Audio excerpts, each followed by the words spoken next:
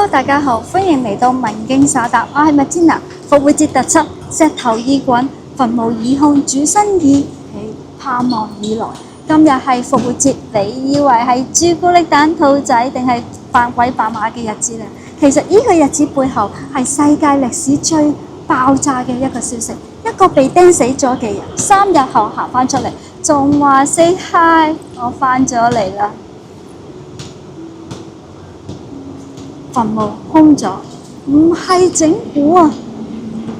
他們看見石頭已經滾開，天使對他們說：你們尋找的那位耶穌，他已經復活了。馬可福音16章4到6節。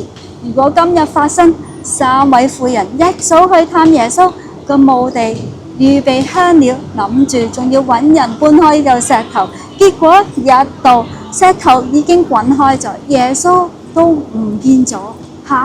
佢去咗邊度啊？有人話搬走咗佢，定係真係復活咗呢？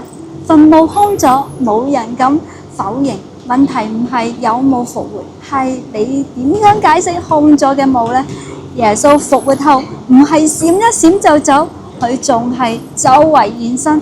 他曾多次向人顯現，有一次向500人顯現。哥林多前書15章6節，如果只係1、2個人嘅話，見到耶穌可能係幻覺，但500幾人同時期同地方，唔係集體幻覺啊嘛。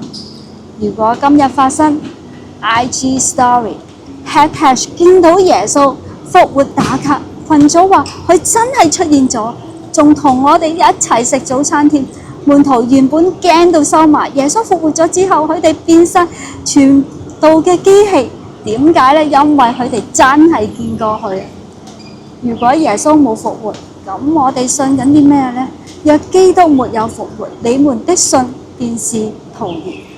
哥林多前書15章17節，如果冇復活，耶穌就係一個為理想而犧牲嘅宗教領袖，冇咩分別同其他嘅歷史人物。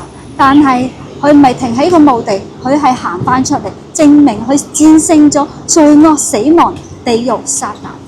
信耶穌唔係信一個死得轟烈嘅人，而係信一個死完仲打勝嘅一個主。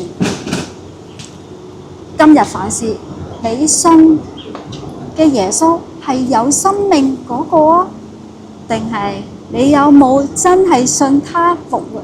定係淨係聽過教會好似講過？定係你生命入邊有冇活生生嘅主呢？定係只係儀式習慣呢？如果耶穌今日問你，你信我係生命嘅主，你會點樣答呢？推薦你今日翻開馬可福音16章1到8節，同埋哥林多前書15章，用一句禱告回應：主啊，感謝你為我死，為我活，我願意為你而活。好，復活節唔係關於蛋，係關於重生，唔只係紀念，而係叫你跟住一個真係活生生緊嘅主行落去。好，記得 like subscribe 我嘅文經所答，下條片見，拜。